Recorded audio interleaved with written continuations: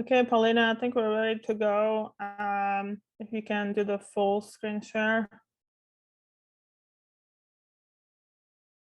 All right, great.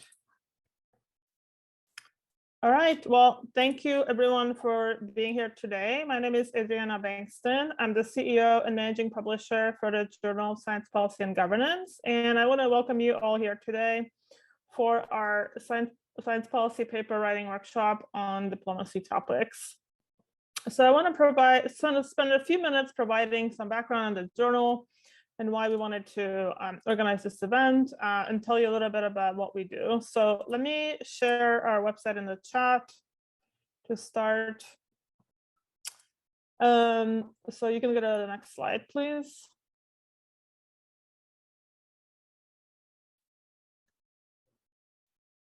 Great. So JSPG, we're an internationally recognized open access and peer-reviewed publication, and we cover every corner of science and technology policy. But we are more than just a journal in that we provide professional development opportunities for early career scholars in science policy and encourage them to engage in policy discourse and debate.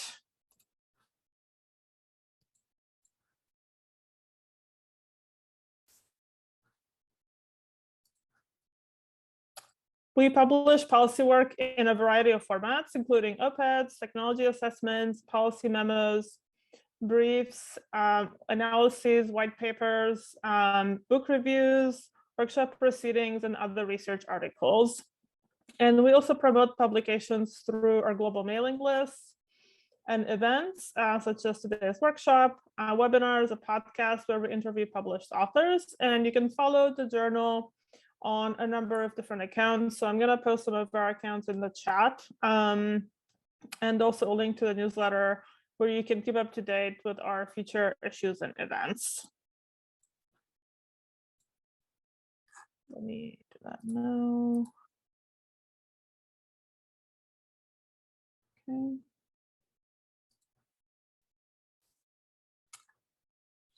Okay.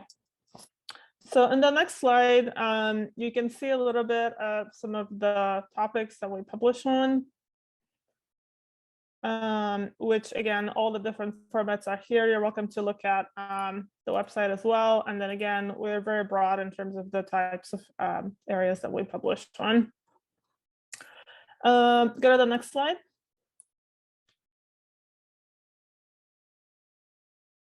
So we'll now start talking a little bit about this call for papers that we're here today. So earlier this year, JSPG and UCL STEEP launched a call for papers and competition on science diplomacy. The submission deadline is April 3rd. And this issue is also supported in kind by outreach partners from INGSA, the European Union Science Diplomacy Alliance, and the Global Young Academy Incubator Group on science diplomacy in the Americas, who's helping us organize this event. So I will share the link to our call for papers as well. I encourage you to check that out as we are moving through the event today. And for the purposes of this call for papers, we're looking for op-eds, policy memos, and policy analyses, but also accept other article formats. And our main speaker for today will talk to you about several of these formats as well. So this event is the last in the series and leading up to the submission deadline. Previously, we organized 2 webinars that featured thought leaders in science diplomacy on a number of topics. And so we encourage you to watch the webinars as you prepare your submissions for the issue. And I'll share also the playlist for the webinars in the chat. You can watch that and we'll post this event as well. The first webinar, if you're interested, was about improving science diplomacy interfaces to address global challenges, which will be one of the topics today in the breakouts. And the second was about inclusivity in science diplomacy, non-state actors, and underrepresented communities. Again, you can watch these on YouTube, and this will be there as well. So we encourage you to subscribe to our YouTube channel as well. So moving on to today's event, you probably have already seen this, but I'll share the schedule again so you can see what to expect today. So after some presentations, we'll have breakout rooms to talk a little bit about the different areas in diplomacy and practice writing. So as I mentioned, today's event is organized in collaboration with the Global Young Academy Incubator Group on Science Diplomacy in the Americas. So I want to give Paulina Carmona Mora, who founded and leads the incubator, an opportunity to talk to you about the group a little bit. Paulina is also part of the advisory board of the Science Diplomacy for the Future Initiative in Egypt. And by day, she's a research scientist in the Department of Neurology at the Mind Institute at UC Davis. So Paulina, go ahead and tell us a little bit about your group if you'd like.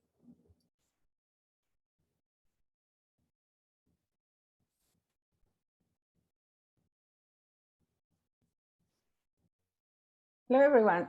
So thank you for the introduction, Adriana. And well, I hope everyone has a great workshop today. I feel so excited that this is one of our joint activities with the journal. So as Adriana mentioned, I am part of the Global Young Academy and the the incubator group on science diplomacy in the Americas. So throughout these slides, I'll be brief, Adriana, just in case, but you will find all these QR codes and that will take you to the links of the Global Young activities that I'm showing. So feel free to scan them, but I'll also send in this afterwards in the chat. So don't worry if you are not able to catch them. The Global Young Academy is an academy of about 200 members from different countries, young scientists. The main criteria for selection is research excellence and commitment to service and outreach. So we have over 300 alumni from 94 countries. What we do, so mostly we give a voice to young scientists in different issues. So we support their career development and independence. We build science capacity in the developing world. We engage in interdisciplinary, international, and intergenerational dialogue on different scientific issues. And at the same time, we promote science education and science policy integration. So that's what I'm talking about, giving a voice. So we put the voice of young scientists in different areas. Some examples are, for example, Global Young Academy scientists were part of different statesmen from the G7 countries, from the national academies of the G7 countries, for example, that I'm showing here, from the S20 think tank as well. So that's what it means, give a voice. So we have representation of young scientists in different issues and different statements. So we also have published and created a reflection and call to actions in different subjects, in different topics around the issues that young scientists face globally, like this opinion paper on mitigating the losses and how to mitigate the effect of the pandemic in young scientists across the world. So regarding science diplomacy, that is the topic that brings us here today. There are specifically, besides different initiatives like the ones that I show you, there are two groups in the UIA that work on science diplomacy in specific. The Science Diplomacy in South Asia Working Group, that you can find more information in this link, and I will send it anyway in the chat. And us, the Incubator Group on Science Diplomacy in the Americas. So we are a group of many scientists from different disciplines, from biochemistry myself, anthropology, virology. We have a very interdisciplinary group from different countries that we are working in this group on science diplomacy in the Americas. We are trying to assess the landscape of science diplomacy in the continent, to see what is the representation of young scientists in these science diplomacy initiatives, whether they exist or not. And we are also trying to promote openness. Sorry to disturb. We're still on the first slide. We're not seeing the full screen. Oh, you're not seeing? You might please share it again. Stop. Yeah.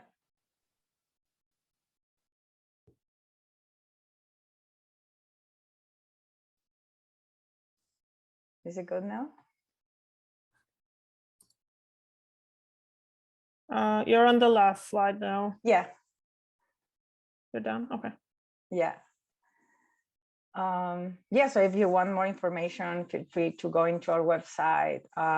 We always look for new partnerships, either if it's in the Americas or in other regions, anything that involves supporting young scientists across the world. So feel free to reach out and let's keep talking. Thank you, Adriana. All right, thank you for the introduction. Excited to be working with you all today as well. And we'll continue with a little bit more background. Again, if you can go back to our slides again.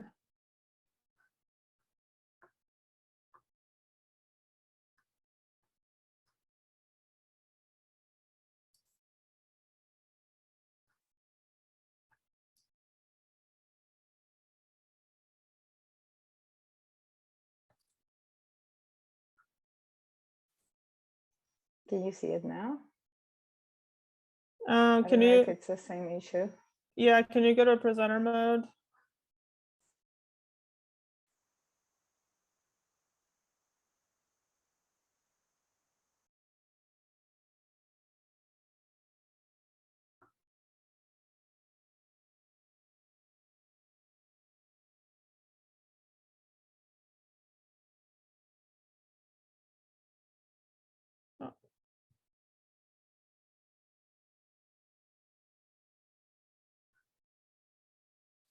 Great. Okay, so go to the next slide and we'll talk a little bit about publications. So since we're talking about writing papers today, I wanted to talk a little bit about our review process and what we look for, so you can think a little bit about that in the formats while you're working on your submissions today. So Paulina, next slide, please. I don't know if you are seeing it because it looks like there are issues. I can totally see the presentation going on. Is it updated? It's still the flyer slide, so. Oh, wow. Let me try again, sorry. Or I don't know if you want to open yours in the meantime, but I'll keep trying.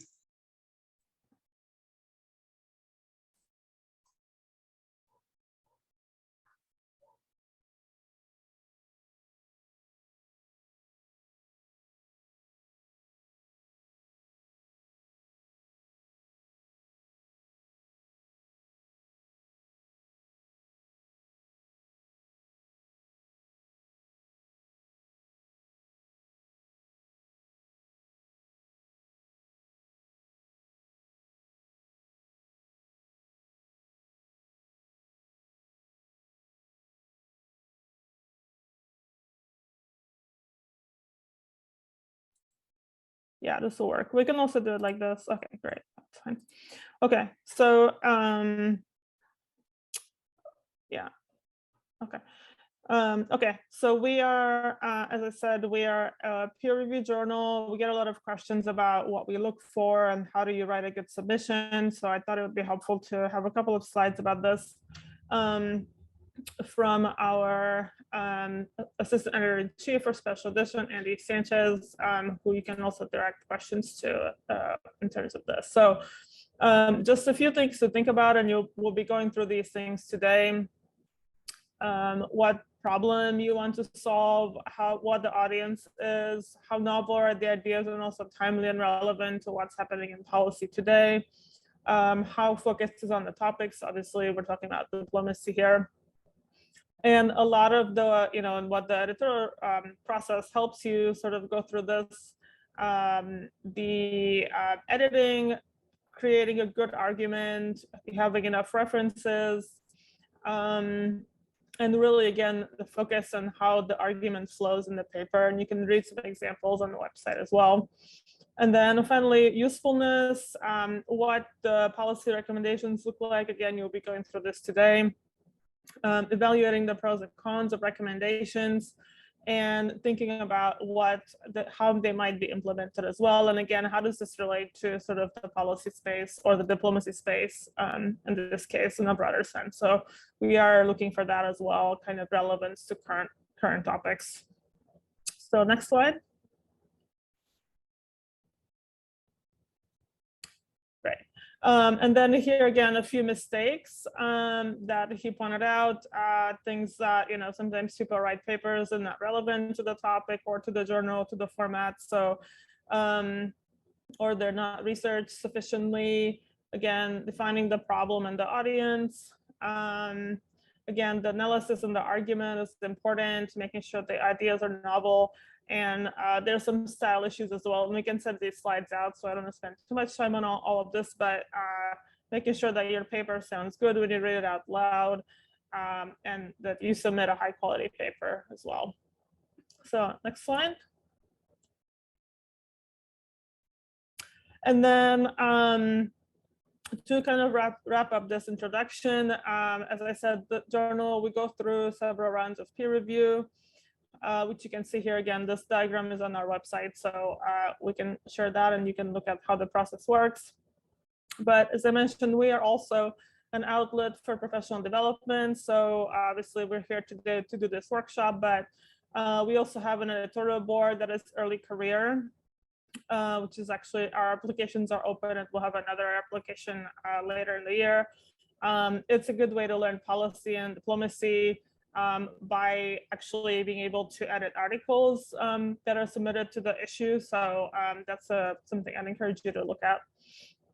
And of course, events, as I already mentioned, the workshops and webinars. And then we also look at highlighting published authors through a number of ways. The newsletter is probably the best way to keep up to date on that, but we also use social media, try to get authors to speak on conference panels. We have a podcast where we interview authors, and also engage in media and try to highlight the author publications in media as well. So we really are kind of a comprehensive spot to really elevate early career voices in policy through publication, but also these other things. So just something to keep in mind, and happy to chat more about that if you're interested. So let's go to the next slide and talk about today's event. So obviously here, we're here to talk about writing policy, how you can apply these ideas to the diplomacy special issue. We also encourage you to share what you learned here today on social media and tag us and our partners. We can amplify you as well. So I'll share all of our accounts as well, because we like to share the partner accounts as well. And the issue hashtag is JSPG diplomacy. And with that, that's most of my introduction. So I'll just briefly introduce our main speaker for today. The next slide. So really happy to have here with us today, Dr. Soledad Quiroz Valenzuela. She has been a lecturer and researcher in science and technology policy, science advice, and diplomacy for many years. She was first the executive secretary of the Chilean Scientific Committee on Climate Change between 2020 and 2021. And in September 2021, she was selected as vice president for policy at INGSA, which I mentioned is one of the partners on our special issue. And she's also a member of the Latin American and Caribbean Science Diplomacy Network. And she holds a PhD in biochemistry and molecular biology from Michigan State, and a master's in public policy and management from Carnegie Mellon. So Soledad, you can feel free to take it away and share your slides. And thank you for being here today. Okay. Hello. I don't see anything. Can you hear me? Yes. Yes. Okay. Great. So thank you so much for this invitation to Adriana and to Paulina. I'm really happy to be here and share with you some of the things I've learned in this transition from science to policy. And I want you to participate today. I want to hear from you. I want this time to be useful for you. So please let me know what kind of issues you have found when you try to write a policy brief, what kind of things you can just not get in your head. Okay, science and policy are very different words, and you have to understand the logic of it to really have an impact. And so there are many things that are kind of weird when you're transitioning, and that's what I want you to discuss today. Okay. The other thing is many of the things that I mentioned in my presentation today have been already mentioned in the other sessions. So if you have been in the previous sessions, probably it's not going to be anything new. I hope so. But like I said, that's why I want to hear from you and your questions and your doubts and how do you really do this, because I've tried and I couldn't do it. Okay. So let's start with a presentation. Also, probably I won't be able to see the chat. So let me know if you have any questions. You're gonna have to tell me just by speaking up, okay? So the main elements of a policy brief are just three, but this just three are huge. Each one is a word of its own. The main thing, the one thing is, who is your audience? Who do you want to reach? The second one is, what do you want to tell them? What's the message? What's the idea that you want to come across? And the third one is, what data supports it? Because anyone, I mean, you can write a letter to a newspaper, or you can just record a video on YouTube or TikTok and say whatever you want, but what data is really supporting your idea? That's very important, especially if you are trying to reach an audience that has decision power. That decision that they have to make probably is going to cause several changes. It's going to affect a lot of people. So they don't want to do it just because, or because it had a good video supporting it. They want data. Okay, so that's important too. Let's start with the audience. And maybe before knowing that you have or you want to write a policy brief, you should ask yourself, what do you want to accomplish? Because maybe what you really want to accomplish is just to raise awareness of an issue that hasn't been in the public eye. And maybe the best way to do that is not through a policy brief, but through a letter in the newspaper, or getting a note on a TV station, or maybe there's another way to have this message across the audience that you really want. Okay, so it's really important. What do you want to accomplish?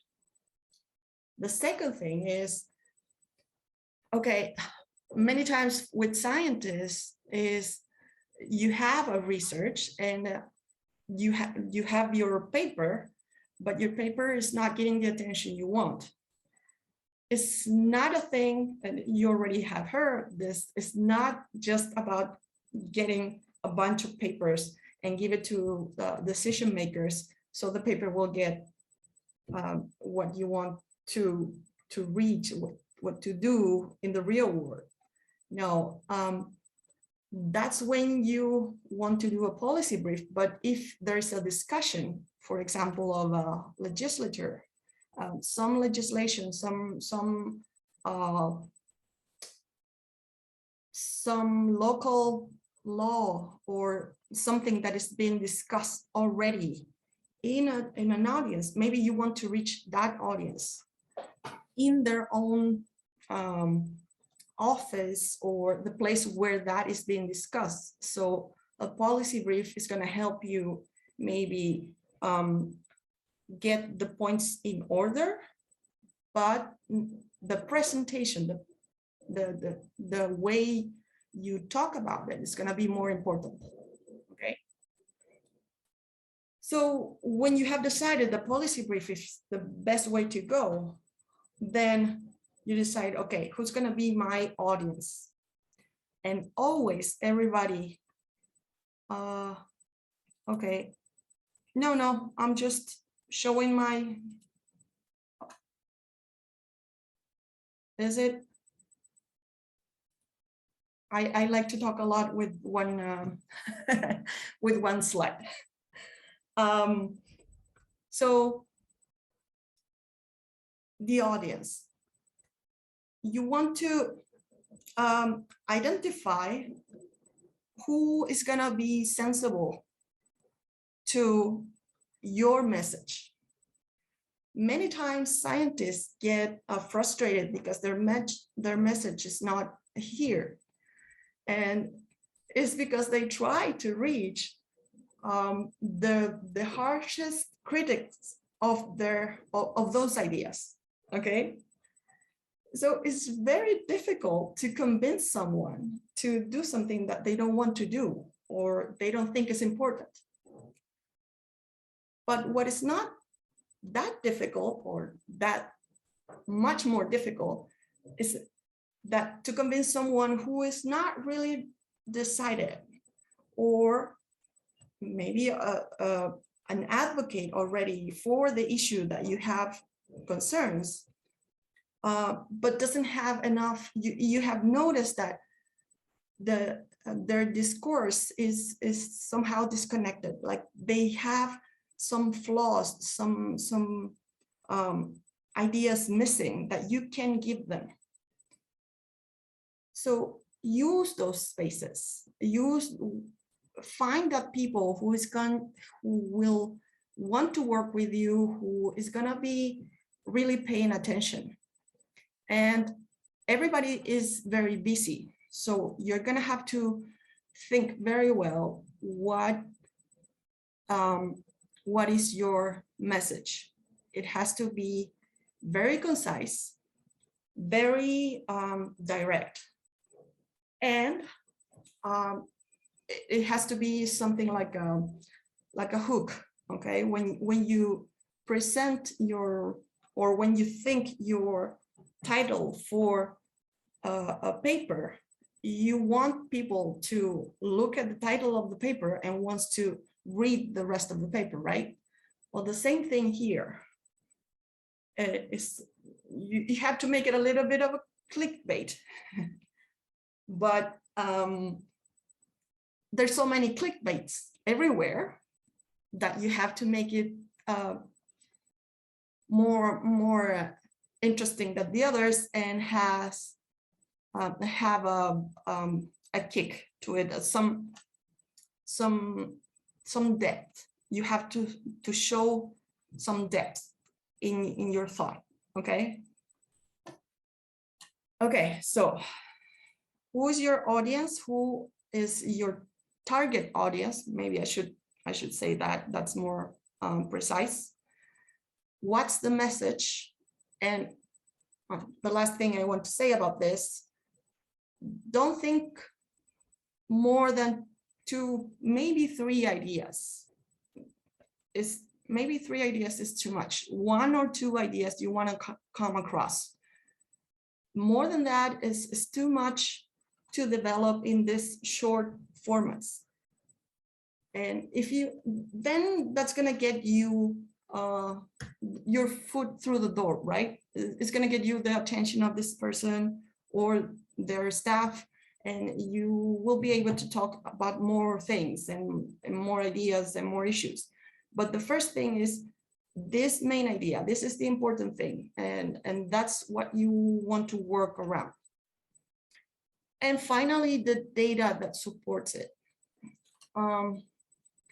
This data, don't think about your paper's data. Not many times papers graph go into a policy brief. The main idea of the data that you show is to compare or to summarize whatever is supporting either the suggestion you make, the problem you are presenting, but it's more to show a lot of the research in a small format, okay? It's not to show that this vaccine works. It's to show that there are many vaccines that have had work throughout the years, okay? It's a bigger issue with as much support you can put in one figure. And of course, well, the reputable sources. Those are the main elements. And then you start writing your policy brief. Once you have those things clear in your head, you have your policy brief. There are many ways to write a policy brief. Some people will put, for example, the summary. I like to put in the summary, but not always people will do that. It depends a little bit on how much space you have, what's your audience again. And then there are other things like the introduction or conclusions that you're gonna put there, but maybe in a sentence or two, not longer than that. So it's not a whole section, but more like how to structure your paper, your policy brief, okay? So if you go through this, it looks very much like a research paper, but it is much shorter, much more concise, straight to the point. And that is one of the things that it was more strange to me, that usually you take a lot of time in a paper to explain the context, explain where are you, what is known, and what have you done, all the methods, everything has to go with a reference to someone else's work. And here it's just the opposite. You go straight to the point, like your conclusion goes in the title or in the summary, okay? And I'm being a little bit all over the place, but one thing that also is very different from a paper is that the references, you don't have to reference everything you say. You just use the references as a recommended readings. If there's something else that will support on a deeper level your thoughts, okay? But it's not the same references we use in a paper, in a research paper. Okay, so let's go over this again in a more orderly way. Your title includes the main message. It has to have a hook. It has to have something that grabs people's attention. So let's say, let's think of an example. You want to give an idea of the impact you're going to have, the relevance this particular policy brief has. Okay, so you can say something like, world population will be safer with using this type of water treatment. Just to give a weird example. But when you talk about world population, you already see that there is a lot of impact. Then water treatment, okay, doesn't sound like a difficult thing to do. See, it's water, something that everybody needs. So that kind of words, that kind of hooks, that kind of hints to the impact, to the main idea, and why is it relevant.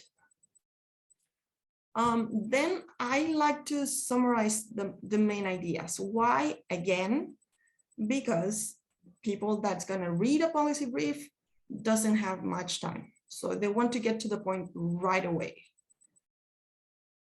Give them your ideas with the support. So you have to explain yourself here, why this is going to be important, why this is going to be relevant, why this is going to be useful. This introduction, well, is mostly so you don't miss the point that why is it relevant what we're discussing here. And then this is another thing that we don't do in a research paper, the analysis. Well, we do it, but we do it for the special experiment. What I mean here with analysis, the evidence of consequences and alternatives, okay?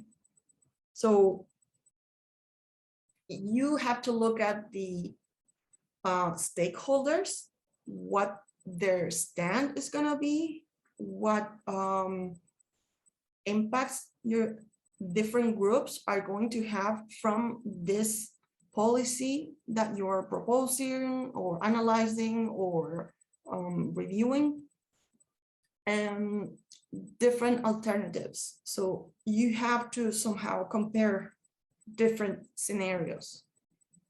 And that's why you're gonna need some data. And then again, just to refresh the idea so that the main idea doesn't get lost, or just to remind the person that is reading the conclusion. Again, this is just 2 sentences, no more than that. Why? Because all of this has to be in no more than 4 pages, maybe 2. So the shorter you can do this, the better.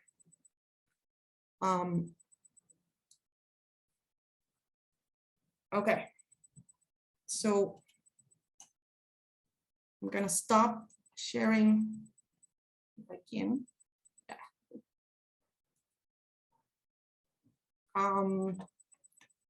And I want to see you, and I want to hear from you. Okay, is anything of this new? Is anything of this strange? Have you tried to do this and hasn't worked? When do you get stuck?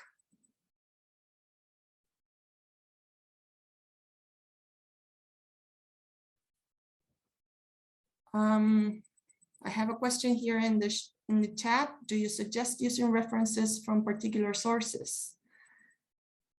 No, because it's gonna depend too much on the topic, on your audience. What is relevant to an ONG is not gonna be as relevant for the government or for a local municipality.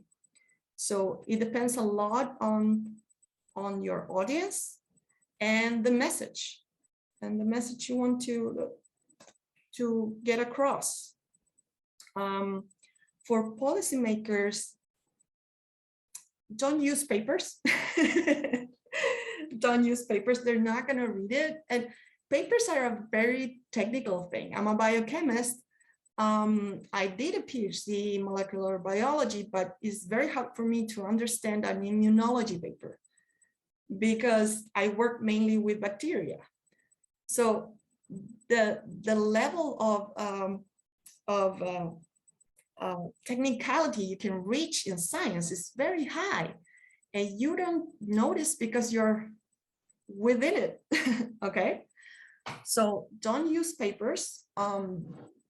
Don't use very lengthy reports.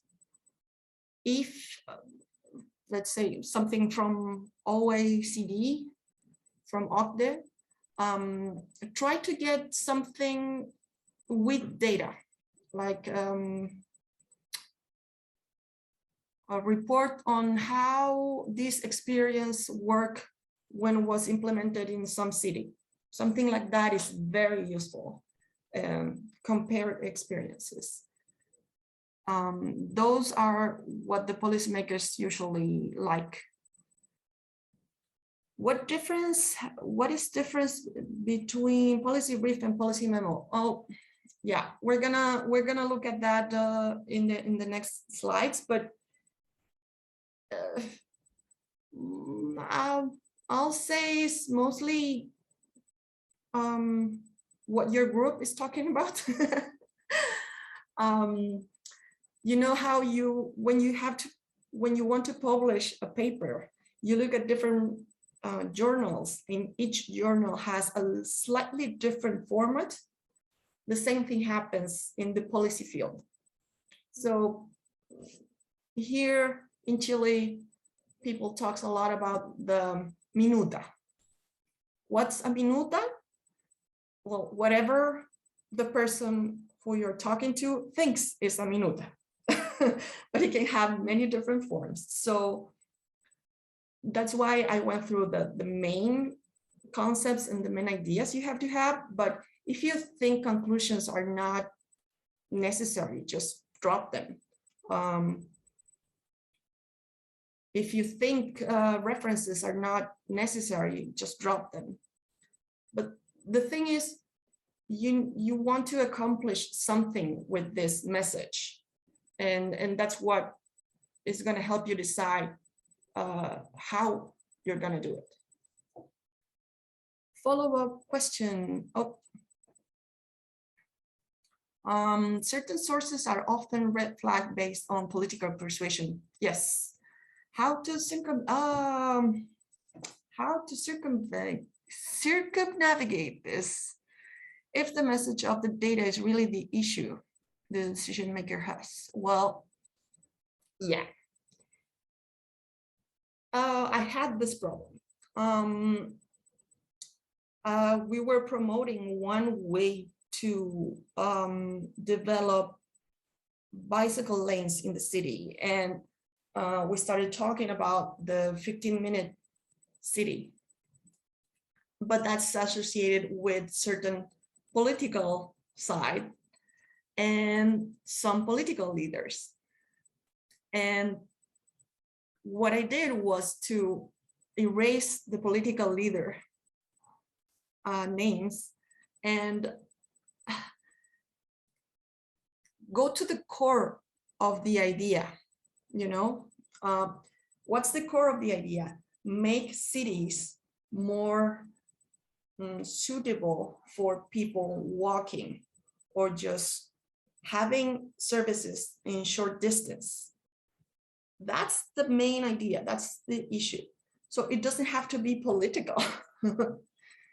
You see, it's that some people like that idea and that they have a political stand doesn't mean the idea has to be rejected or has to have a political side. I know this might sound difficult to understand, but an example that I can give you is that in Chile, we don't have a political side associated with environmental laws.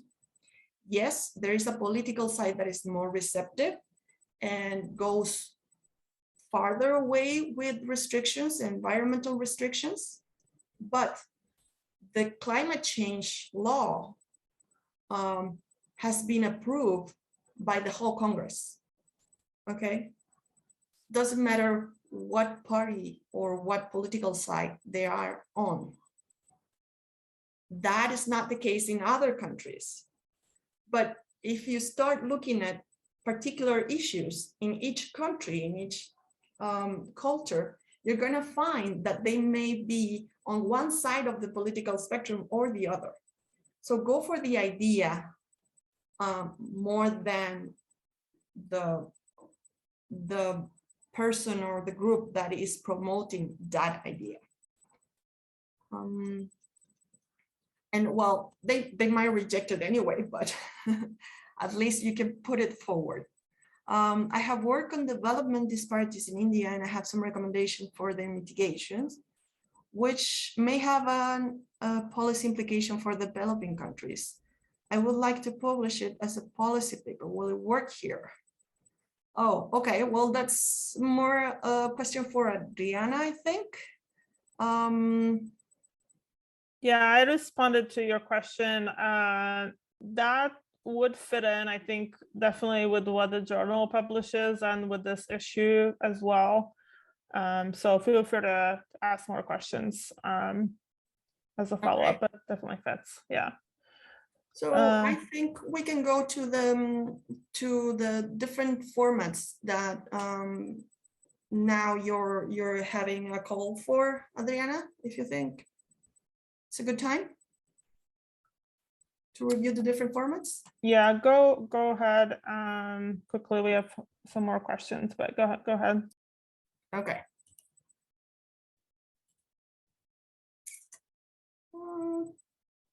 Okay, so I took this directly from the journal's webpage. A policy memo is a document that provides analysis and recommendations for a particular audience regarding a particular situation or problem. Okay, so this covers everything that I told you about the policy brief. It will be the same thing. A maximum of 4 pages or 2,000 words. 1 paragraph executive summary and must be directed to an individual or organization. You see, in the journal, the policy memo will be the same as a policy brief. The policy brief that I define, okay? A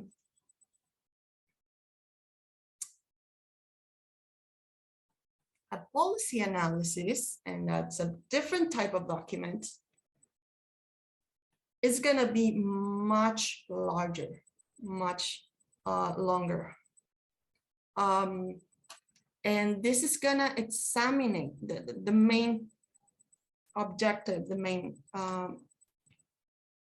goal of a policy analysis is going to be examine and evaluate available options to implement the goals. Okay, so this is going to be much more extended on the analysis of alternative policies. And that's why it takes so long, as it goes much more deep into the issues, impacts. And it's going to have much more technical information. A technology assessment is going to concentrate in the different technologies that can be applied to a purpose, okay? Science or knowledge applied to a definite purpose. It's going to be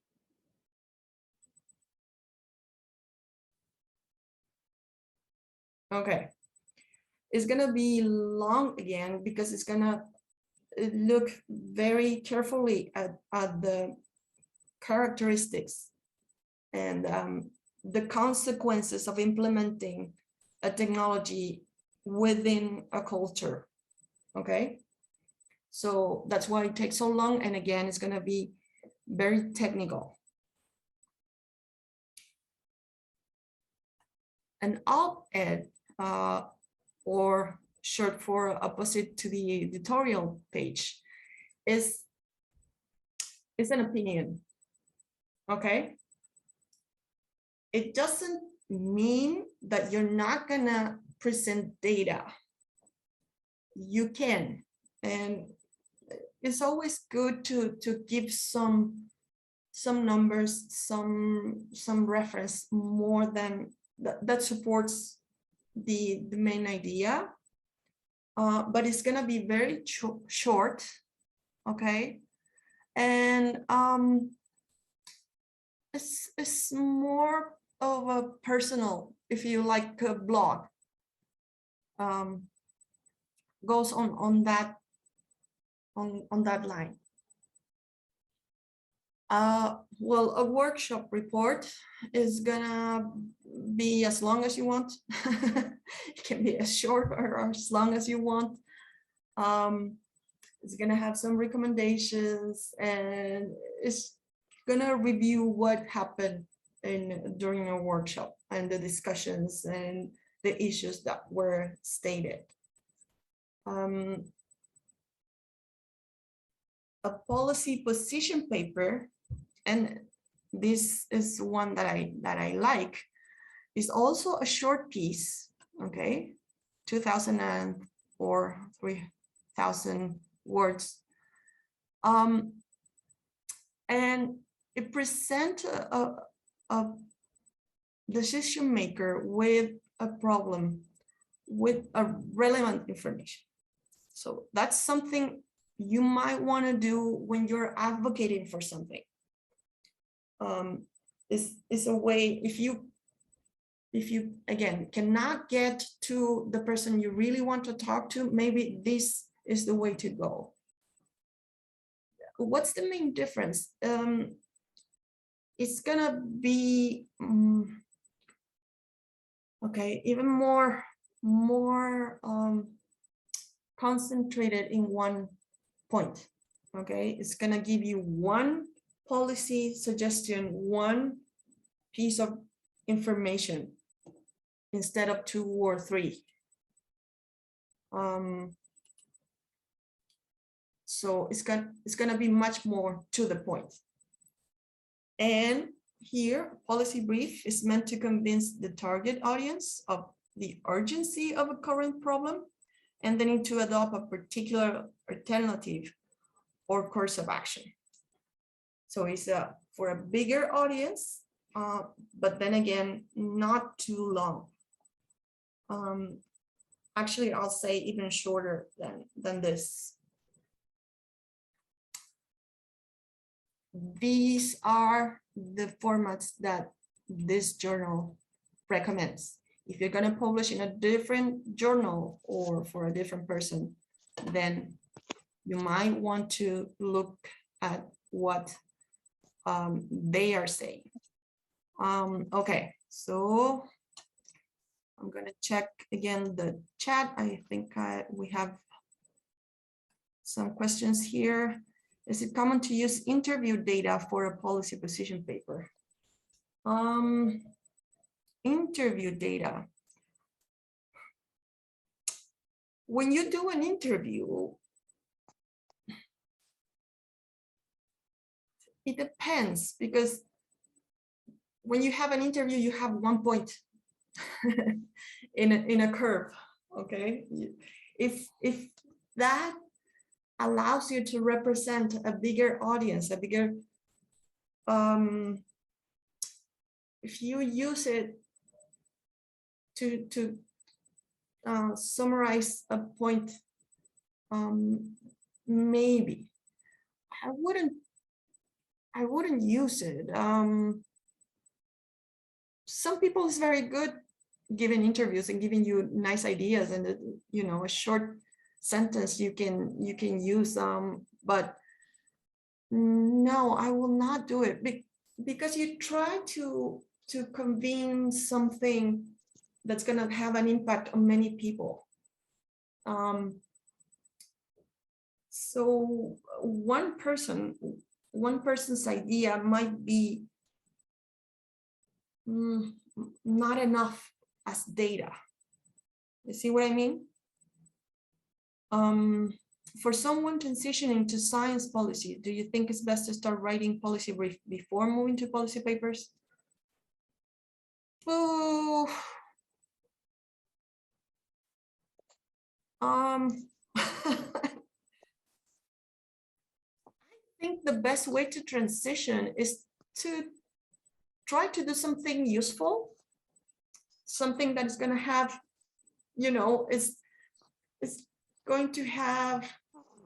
is going to help someone. So because if you write just because of trying to write, no one is going to tell you, you know what, this word is not good. We shouldn't use this sentence because it's not well received on this political side, or you know what, this issue is not really as important for this group, or you know what. So if no one is going to read what you're writing, I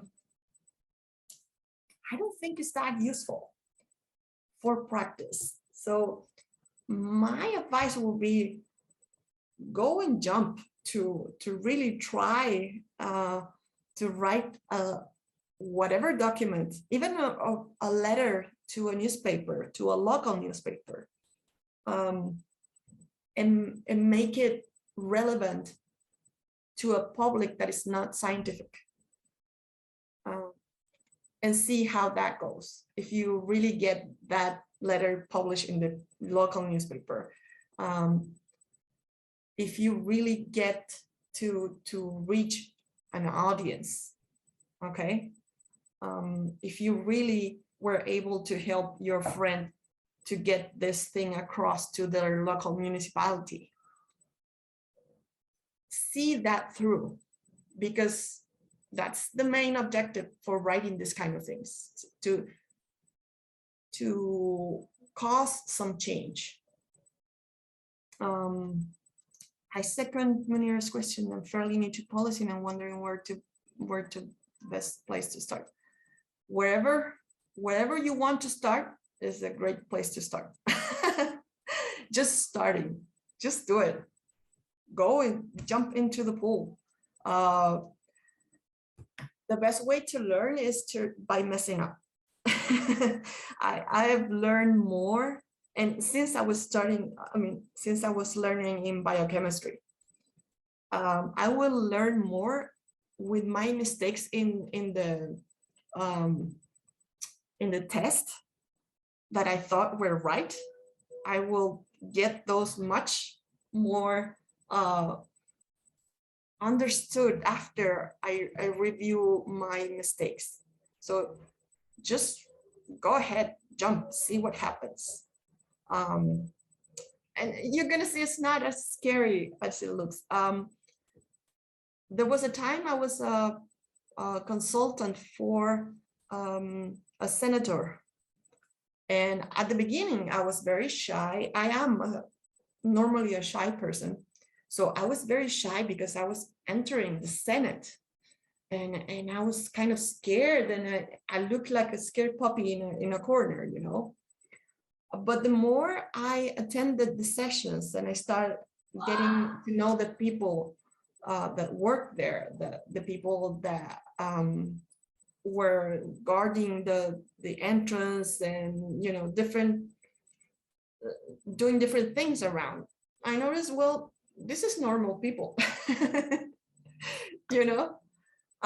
So now I haven't worked for anybody in the Senate anymore for a long time, but I go to the Senate's office and I go like it's my house, because I know there's people working there.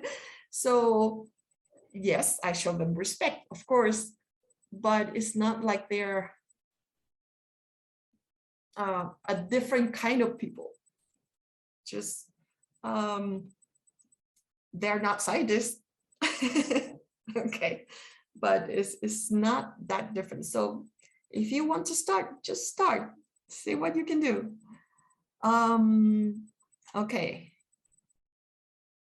Could the policy analysis type be used to do an evaluation of an existing program? Yes, I'll say yes, but so evaluating a program is a world on its own. It has certain rules, certain systems, certain methods you have to apply. So I'm not quite sure if there is, maybe there is an evaluation program paper. Okay, but in terms of publishing that, I think it will fit, but then again, it's a question for Adriana.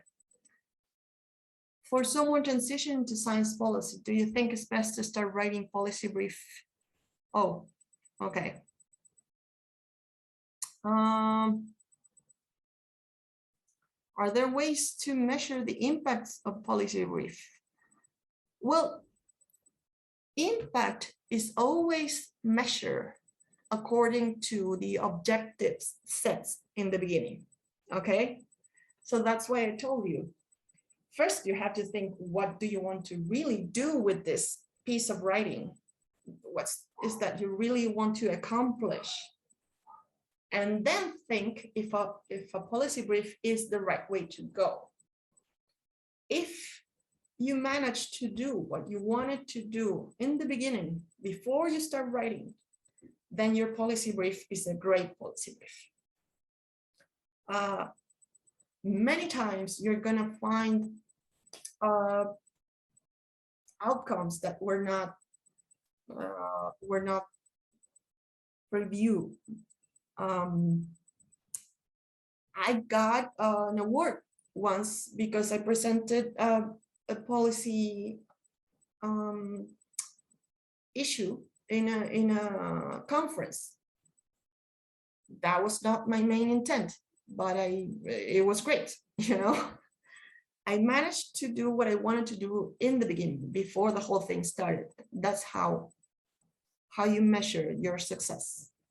And also, if you don't get your objective through a policy brief, maybe that was not the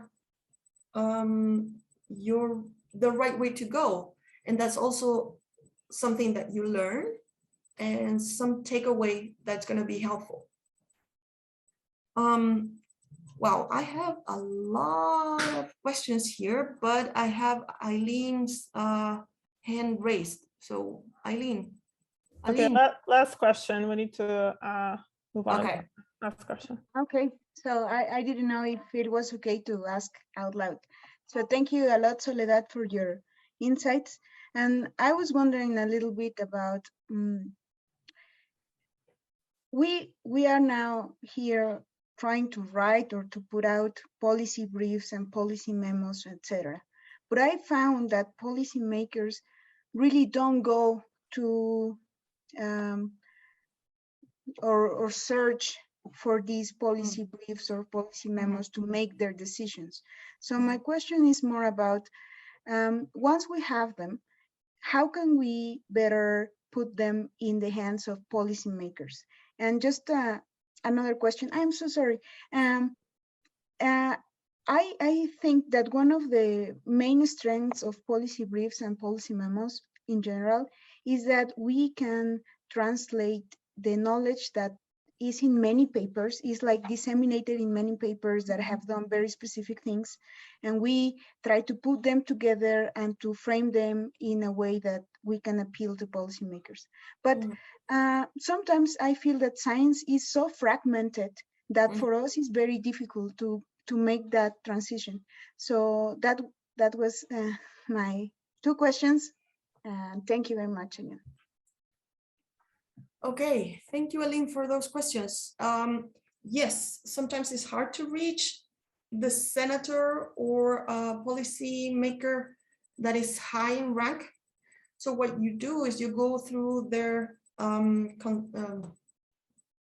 asesores, just blacked, the people, their staff advisors, thank you. Their staff is gonna be always having meetings, going around with them, and just reach out to their advisors. And they are used to receive this kind of papers. And it might be that, again, even if you reach them, they read it, but it's not within their current interest. So don't try with one person, try with several. And then maybe ask for help to other people who has done this before, organizations or ONGs who have gotten some response, and see what they are doing, who they are talking to. But usually you go to the advisors and their staff. And about summarizing, yes, I mean, having so much information is for scientific information is really crazy.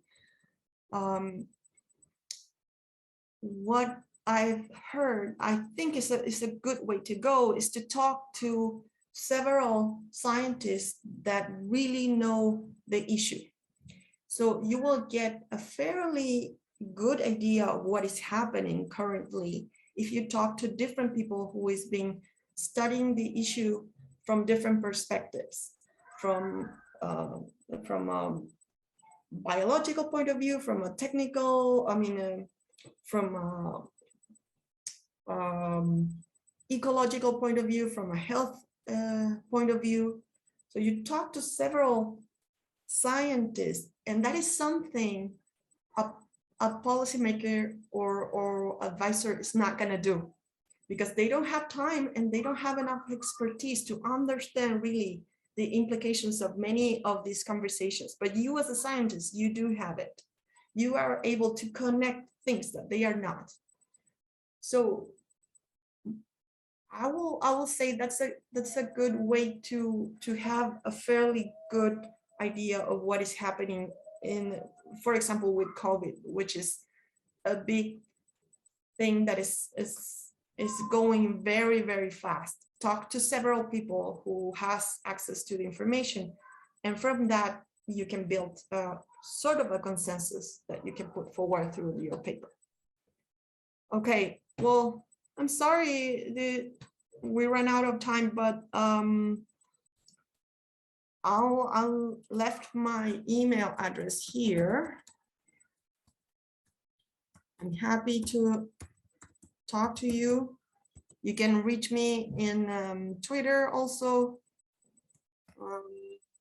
Okay, and I'll be happy to chat with you. And like I said, just go for it. Great. Happy to give you something that could be useful for you. Thank you very much, Soledad. This was amazing. A lot of questions. Thank you for all of your insights and a lot of interest in your expertise as well. So we're really happy to have you here. So this was, I think, a great discussion to help us think a little bit about what we're going to do next. So applying all of these ideas and great advice that Soledad just gave you to our diplomacy topics today. Our moderators, just want to introduce them briefly, and I'll share some of the documents as well. So here is the document. We'll be working in this Google Doc with all the breakout rooms on a couple of topics that I went over before.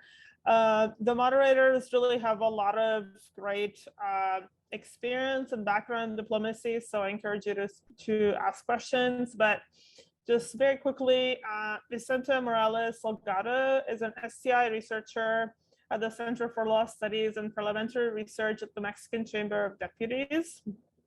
So he'll be moderating number 1. Mohamed Busajiraji will be the moderator for the second room. He's a former Bolivian ambassador for STI, and he's the only Latin American science diplomat at the rank of ambassador. Room 3 will be moderated by Felix Morento Barrios, who's a GOA member and co-lead of the GOA Science Advice Working Group. Room 4 will be moderated by Aline Villarreal, who you just heard from. She's a Science Policy Interface Fellow at the Ministry of Environment in Mexico City. And room 5 will be moderated by Paulina Carmona Mora, who's the project leader that you've already heard from her as well. She started and leads the diplomacy working group. So hopefully you all got the document. I'm going to send you now to practice all this great advice until about 45 minutes or so, and then we'll come back and do a recap and group discussion as well. And I'll be here if anybody has issues or questions, but your moderators can help guide you in the conversation. All right, welcome back. Hope you had good conversations. I saw a few of the notes, looks like variable as far as interaction and short time. So, you know, it's meant to just give you a little bit of taste of what it's like to do this and go through the thought process of writing a paper. So we know it's a short time, but we just want to give you a little bit of taste of what you would go through when you're doing this. So now I'm going to ask our moderators to report back a little bit about what they learned, some takeaways that you want to report to the group that the participants can learn from. Actually, let's see. Let's actually start with Paulina, because you guys have a lot of notes. We're gonna go back in reverse from room 5 to room 1.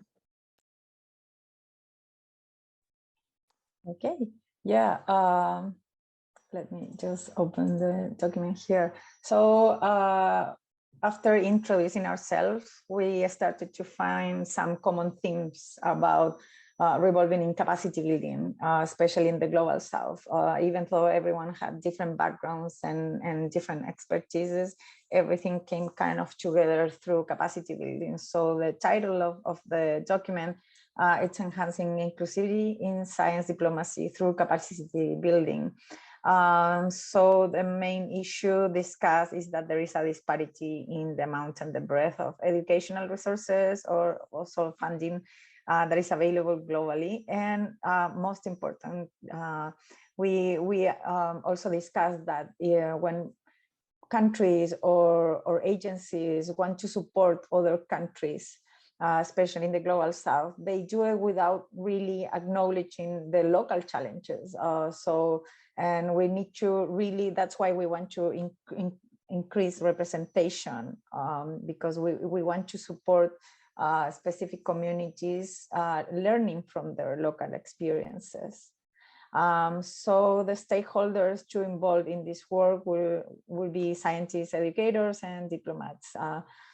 They consider that the main stakeholder to act here will be multilateral and regional science diplomacy organizations and as non-state actors as well. And in the current landscape of the problem, they highlighted that most of the discourse and much of the resources on science diplomacy occurs in or from the Global North.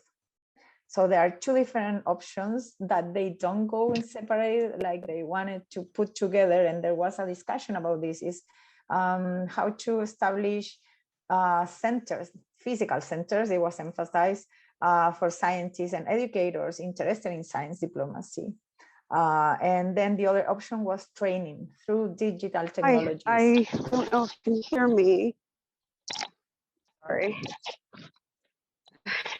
Yes.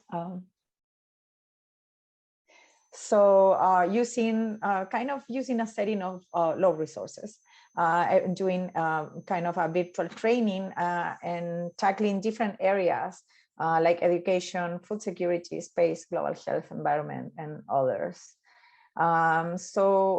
Why this option was chosen, the last one, because it increases the access to global audience by lowering barriers that will prevent people from other countries to participate in in-person training like travel, funding, visas, and others. I don't know if you want me to keep it going on or if that it's fine. No, that's great. That's a really good start. Very thorough. So we'll share this document for participants to read over that. Thank you. Thank you. Okay, so let's go to Aline. Yeah, well, in the breakout room 4, we really didn't have like something so thought or so advanced. We were just thinking a little bit about what topics can we cover in a policy brief or a policy memo, and how we can make these topics specific enough so one or two main stakeholders can take action, and the importance of having a direction on who can take action and who may be interested in that. And we thought about the safe water accessibility issues. Just as an example, we think that this topic may be interesting for maybe indigenous communities in Mexico, just to show how we must be specific. And we talk about a little bit the arguments that we might have to show to policymakers that they should act. So I always like to mention that if you can put or pinpoint the part of the law where they say that they should, that they have to act on this, it is very important. We really didn't have policy options in mind, so we didn't have as much as room 5 did. But what we could do is maybe to think about something that give voice to communities, and on the other hand, to show the technological alternative, right, to solve this issue. And we talk a little bit about how or why it is important to really mention, if you identify one policy option that has many advantages, why you should clearly state that in your policy brief or your policy memo, instead of letting the policy maker to wonder which is the right solution to this. And of course, if you have insights on how this specific policy option can be implemented, it is always very important to mention this, or to at least give some hints on how can this be implemented. And that was it. We finished a little bit early, but I think that they will continue to think about this and produce excellent policy briefs. Great start. Thank you. Yeah, that's fine. Like I said, the goal is to think about these topics, and you may not get through all the questions, so that's totally fine. And we'll have another day tomorrow. So, all right, moving on to Felix. Yes, thank you, Adriana, and hello everyone in the main room. After, well, we made a short presentation of each one. I was really happy to have a nice heterogeneous group of scientists from natural and social sciences. And it was great to have them all. So I will proceed with sharing my screen so you can see what we have done.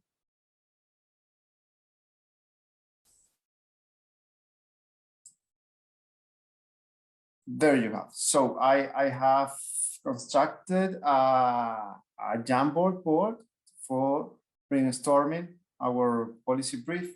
So we have started with developing ideas of the global challenge that could be addressed by science diplomacy or how the science diplomacy could address this one global challenges. Well, as you can see there, we were very creative with the global challenges, put in there. There, the discussion was focused on how to choose the most timely and relevant global challenges nowadays, and that was not easy, such that we have focused on two global problems: climate change and access to education.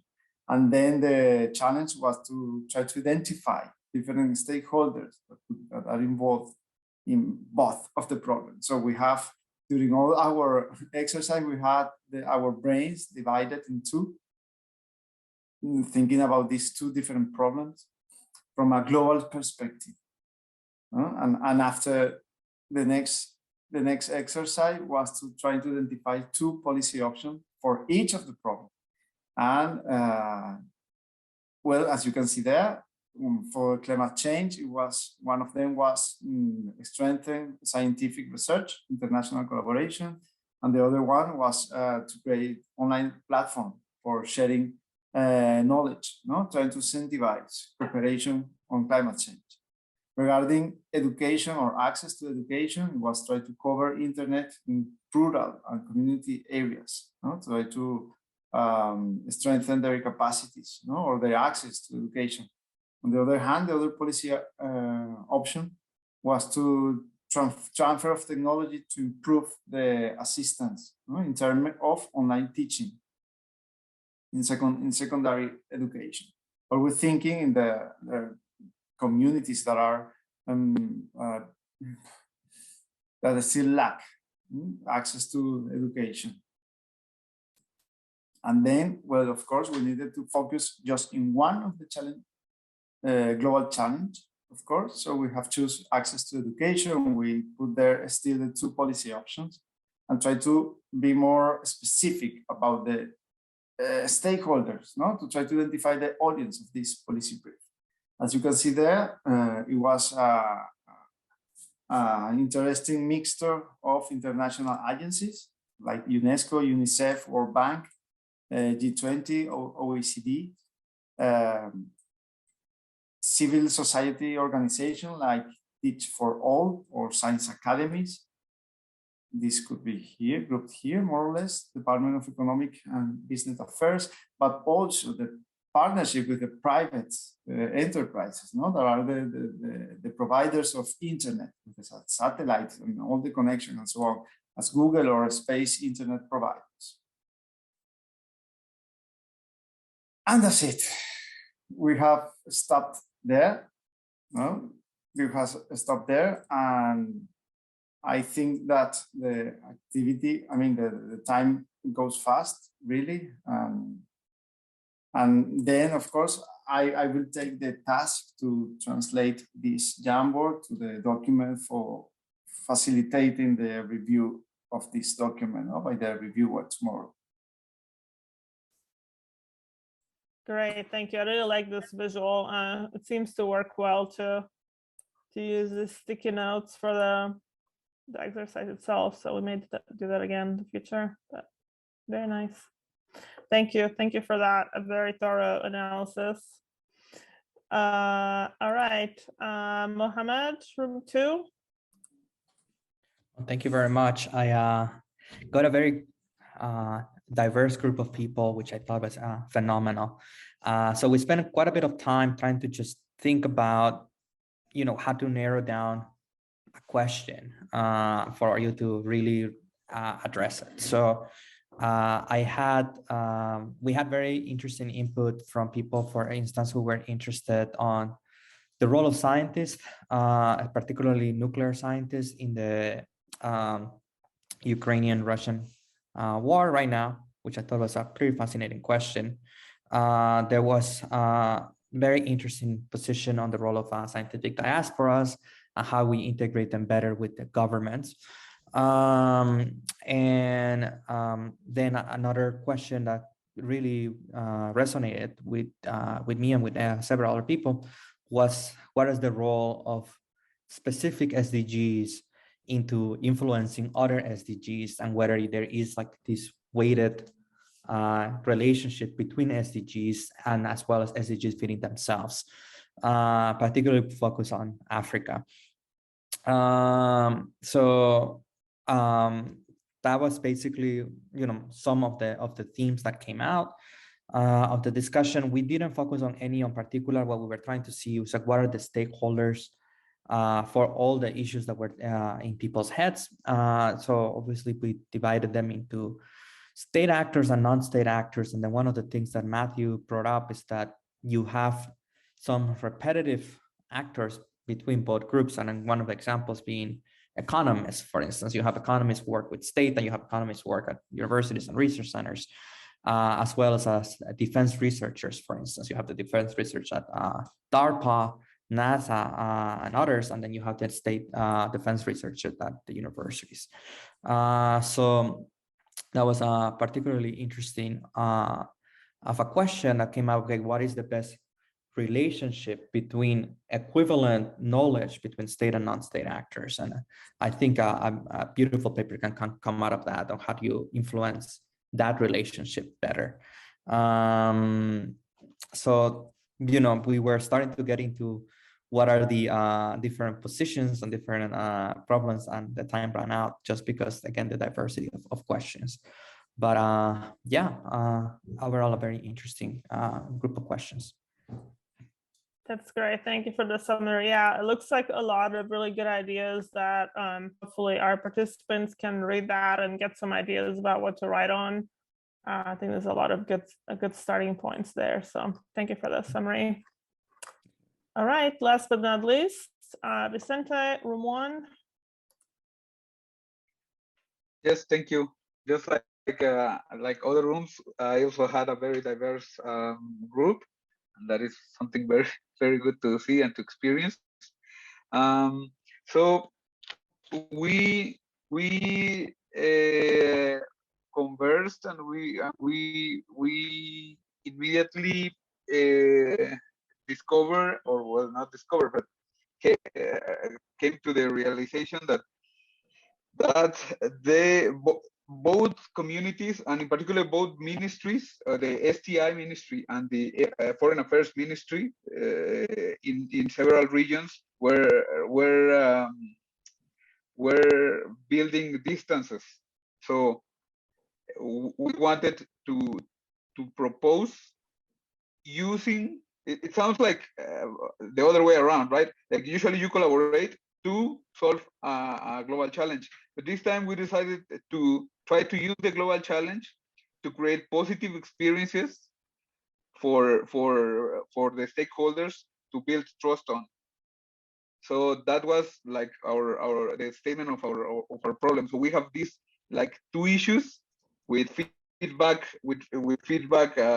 consequences, with a feedback cycle. So we decided to try to build on this cycle, and we of course we chose one particular global challenge. We decided that water was the one we were going to, clean water, I mean, to focus on. And among the different proposals for a policy course of action, we were contemplating either having a common project or a common place. Because a common project would be something with immediate objectives, and on the other hand, a common place would be more like a soft or a more slow way of collaborating we decided that we would also need to set some goals or objectives for the common place. But this was the solution, more a place than a project. And several examples were put on the table. India was one of them, and Mexico has also a place that is not being taken advantage of. And that is the other key factor, that there are some structures already existing that could be used to build this common place. So that's what we want to propose. That's what the whole room agreed on. And I will put everything in the report for the reviewer as soon as possible.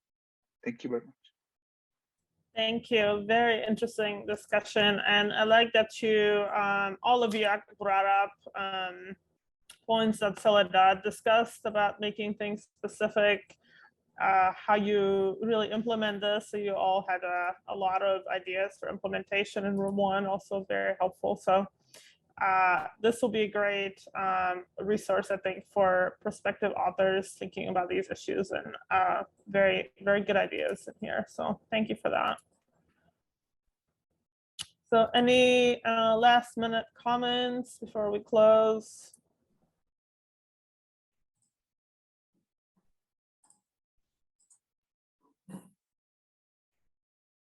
All right, well then, I'll just give a brief preview of tomorrow. So tomorrow we'll continue these conversations in breakout. So we'll just do a little bit of introductions of the reviewers that were listed in the document.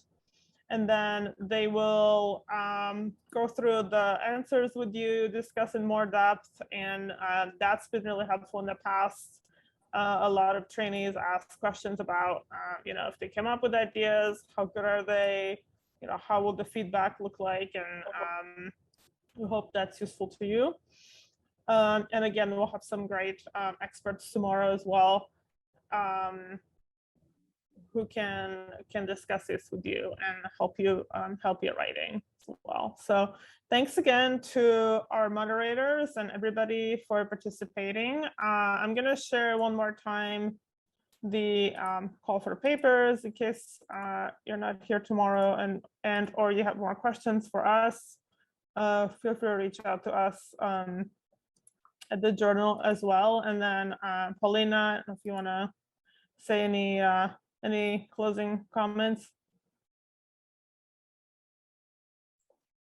I will just say how exciting was this first day in terms of diversity and representation from across the world and disciplines. So I think many great ideas came up from the rooms, and I hope people stay connected. So tomorrow they can keep working on this and they take advantage of the momentum. Like, there is already some material there. It will be good that they use it and stay connected in between them, which is happening already, I'm seeing. Yes, please join us tomorrow. You can exchange information with your participants, and we can also share emails if you'd like to work with folks in your room or anything like that as well. So thanks again. We're looking forward to day 2, and much appreciated everyone's participation today.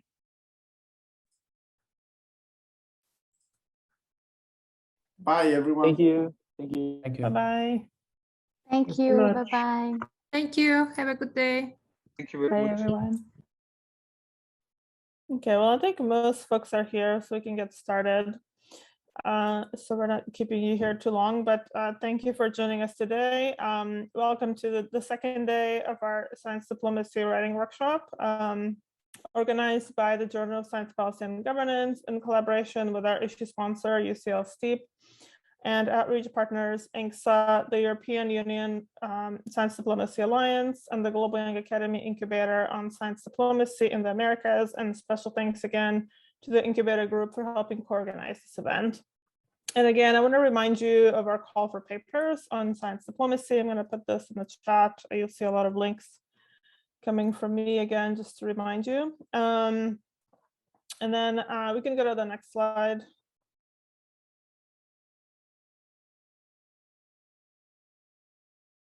Great, thank you. Oh, sorry, it looks a little bit shifted. So today we'll continue our discussions in breakout rooms on the topics that you worked on yesterday. You'll get a chance to review comments from reviewers who are here today, and we'll talk with you about your responses to the questions. And I'll share again the schedule and the documents that you worked on.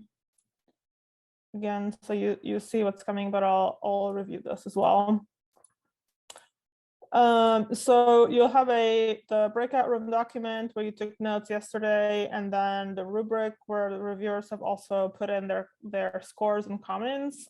So you can review with them the various responses and hopefully have some good discussions.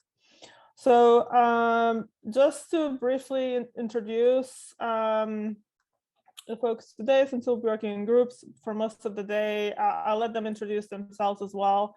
But want to welcome our moderators here. Actually, Andre unfortunately wasn't able to join today, but he did review the document, so I want to acknowledge him as well. He is a science policy officer at the Malta Chamber of Scientists, and he represents Malta on several European research networks, and he's the first Maltese member of the GYA. And then today you will be working with Muhammad Adil, who is a career diplomat at the Ministry of Foreign Affairs in Islamabad, Pakistan, room 2. Then we'll have Luisa Echeverria King, sorry if I mispronounce your name. She's the internationalization advisor for the Servicio Nacional de Aprendizaje and at SINA at Columbia. Room 4 is Kamakshi Watson, who was also here yesterday. She's the vice president of the Tulatoma Foundation, and this is a global academic and cultural organization. And Maria Esteli Jarquin, who is a science diplomacy and deputy director for international affairs at Universidad de Costa Rica. So we appreciate everybody's participation today. You all should feel free to ask questions about their backgrounds and the discussions, questions that you went over yesterday. So I'm going to take a few minutes to set up the breakout rooms and ask them to introduce themselves, to tell you a little bit more about their backgrounds. Again, there's a lot of expertise here, but I'm going to put in the chat again what they'll be discussing. So if you all could turn on your videos for the moderators.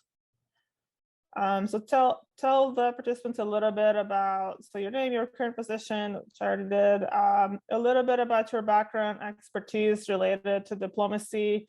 We always want to learn a little bit about what did you think about the review process, and something they can take away from today through just general takeaways that they can learn from you. And then we'll move into the breakout. So Paulina, thank you. You can stop sharing and we'll do the introductions.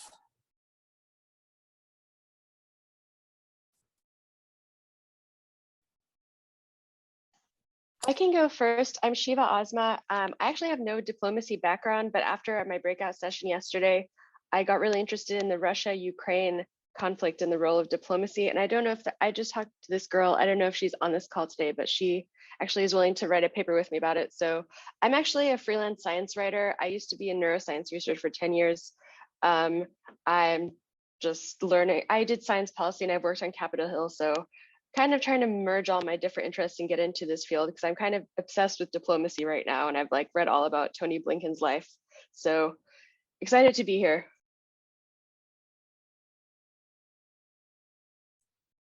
Thank you. And I'll just reiterate that if there's any kind of organic interactions today that you all want to work on papers together after the event, that would be helpful. So, and we can share emails if people want to. That often happens from these workshops. So great. So let's go through our speakers. I'm just going to ask Mohammed to go first, and then you all can pass it on to the next person. Thank you, Adriana. I hope I'm audible. Pleasure to be here. My name is Mohammad Adil. I am a career diplomat at the Ministry of Foreign Affairs, Pakistan, a part of the Science Diplomacy Division. I'm also a scientist by training. I'm a PhD scholar in Western Australia, where I look at the science diplomacy interface of biotechnology. So I bring both an academic and a policy practitioner's approach to the table. I thought the review process is quite great in terms of providing clarity to the authors on what they need to look at. It draws a parallel with the lean canvas approach that you take in entrepreneurship. So it helps you guide you through the publication process. So during the session, I hope to, just guide the authors on how to narrow and focus your publication more towards a policy outcome oriented approach. That's it from my side. Thank you.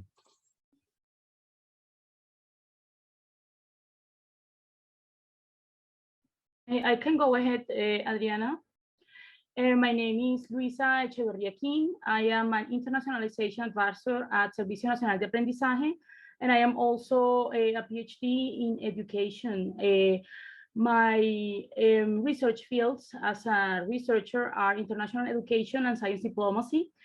As I was telling the group yesterday, I am working right now in the new internationalization and science diplomacy policy for STI in Colombia. So we are a research group and we're working on that. This policy is going to come out by the middle of this year, hopefully. And this is one of the most important policy positions that I have had until now. One observation regarding the review process, it was for me very interesting to participate also yesterday as an observer during the conversations, because it was very nice to see like the broader topics and just to narrow it to some more concrete ideas. What I want to do with the group today is to give more feedback, to narrow more the ideas and also the policy options. And just finish the exercise, because we didn't have enough time yesterday and the group wanted to finish the exercise. So I think that's the plan for today.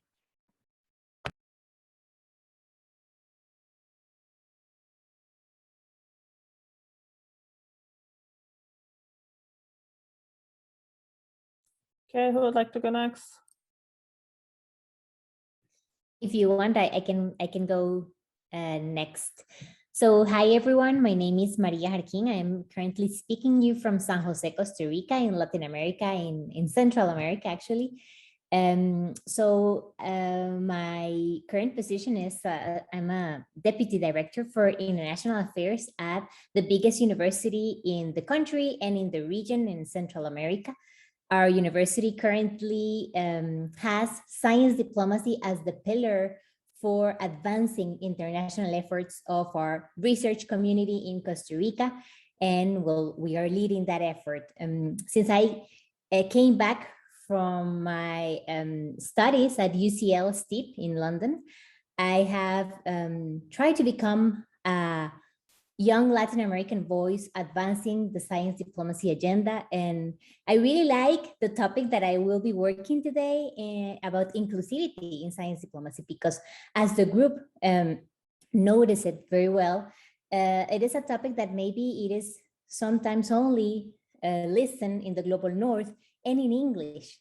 So with the support of United Nations UNESCO, the Central American Integration System, and the University of Costa Rica, and our Ministry of Foreign Affairs, we will be launching in some weeks the first science diplomacy course in Spanish here in San Jose. It will be a course, an in-person course, which is of course a challenge, but also we are super happy to hold this course given the virtuality that we had in the past 2 years. So we see inclusivity in science diplomacy not only as a way to advance this topic in Latin America, but also in Spanish, and how we can attract new publics to the topics that maybe are not necessarily English fluent or fluent in English. So yes, I'm also part of INGSA Latin America. I'm also part of the World Economic Forum Global Shapers, in case one of you is also from the community. And yeah, I'm really excited to share with the group some methodological aspects of their proposal, and I really enjoyed reading it yesterday and today. So it's a pleasure to be here and to get to know you. Great. Kamakshi, you want to go next? Yeah, thank you so much, Adriana, and a warm greeting to everyone. I am Kamakshi Vasan. I am from India. My current position is of Vice President and Chief Operating Officer and Director of Academic Programs at the Lotma Foundation. About my foundation, I would say the Lotma Foundation is a global think tank working in the areas of international relations, diplomacy, area studies, scientific and strategic policy. And I have a significant experience and expertise in international diplomacy. And we do work on global partnerships, particularly from the context of nonprofit organizations. So yeah, I'm really thankful to Paulina for nominating me in this, and I'm looking forward to the entire event. Thank you. Wonderful, thank you. So we had a few participants that wanted to introduce themselves. We can take maybe another 4 minutes to do that, and then we'll go in the room. So feel free to unmute if you can and say hi. Hello, I'm sorry, can you all hear me? Can you all hear me? Yes. Oh, hello. My name is Zinzi Koenig. I am a nurse, a clinical emergency room and ICU nurse. I have a master's degree in public health from Yale University. At this time, my research focus at Southwestern Oregon Community College is in global and interplanetary health, specifically regarding the continent of West Africa. And I am doing some work with the peaceful uses of outer space and deforestation management and sustainable agricultural development for the peaceful uses of outer space. And the piece that I am working on right now for this journal involves a new type of clinical and humanitarian philosophy. Thank you.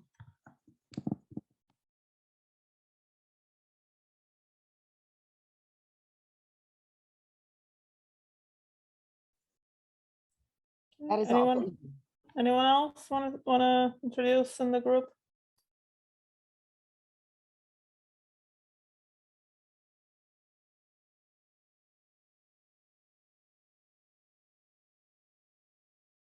Okay, you all are being shy today, but feel free to speak up in the breakout rooms. All right, sounds good. Okay, so now we'll have, as you saw on the schedule, so as I said, most of today will be discussions in breakouts of the documents that we went over. So I'm just going to let you all begin conversation. So I'll be putting you all in the rooms. So I'll give it a couple of minutes to go over, but we'll get you all in, and then we'll come back here in about 40 minutes to recap. And as I said yesterday, I will ask the moderators to give a little bit of takeaways again for everyone to learn about what you took away from your breakouts. So any questions, anything before we break? All right, enjoy, and we'll see you back here at 1 Eastern. All right, well, welcome back. I hope you had some good discussions. Looking forward to hearing what you learned. So while we are doing the recap for the next 20 minutes or so, I want to share our JSPG information again, in case you want to write it down, or you can follow us on the various channels. So you'll have that and you can write it down as well. We're going through the discussion. So let's have now each moderator report back for a few minutes, some takeaways from your room. We'll start with Muhammad, rooms 1 and 2. And thank you again for taking both. Thank you, Adriana. So first thing was that the merging of the room kind of confused the audiences a bit, but it's all right. Like I think the group in itself became an activity of science diplomacy. So one of the important things that we discussed was, so the first group had more focus on the communication flow between the Ministry of Science and the Ministry of Foreign Affairs. I thought that especially in the after the review, the flow of the document is quite better. In the later half, we were discussing that what possible case studies or data can be employed. So I'll add that to the review section as well, because that was the most important bit. How do you represent evidence for supporting the notion that there should be an overlap? So that aspect was discussed. Then the second group had a bit of a diffused idea with regards to scientific diasporas and also peace and conflict aspect as well. So what we had was a generic discussion as well, based on people's personal interest. So I thought one of the things that people wanted to do was to share ideas, bounce off one another, and get connected. So we can potentially request them to leave their intros in the chat and how they want to communicate. So there was that I think the discussion itself was showing why we need science diplomacy, different people to come together. So in the second discussion, there was a focus on the integration of diaspora and STI policy. I think it's a very important theme. There have been dedicated special issues. Frontier is I think Luisa has a great publication on diaspora engagement in Colombia. So I think a lot of leads were generated. And we were able to provide a bit of clarity. So the time was a bit short. So what I'll do is I'll add a bit of detail on the rubric and the main document. Thank you. Very helpful. Thank you for mentioning that. Okay, so let's move on to Luisa. You're on the same general theme. Hi, everyone. So the discussion was pretty interesting today.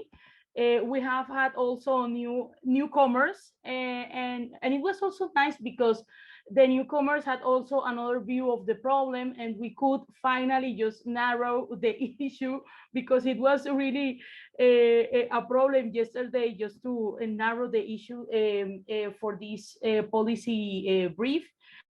And the issue was the bad infrastructure in the rural areas in the global south, which is essential to access education. But the thing here with the technology and the infrastructure is that we couldn't, separate this from cultural situations and cultural issues regarding access to education.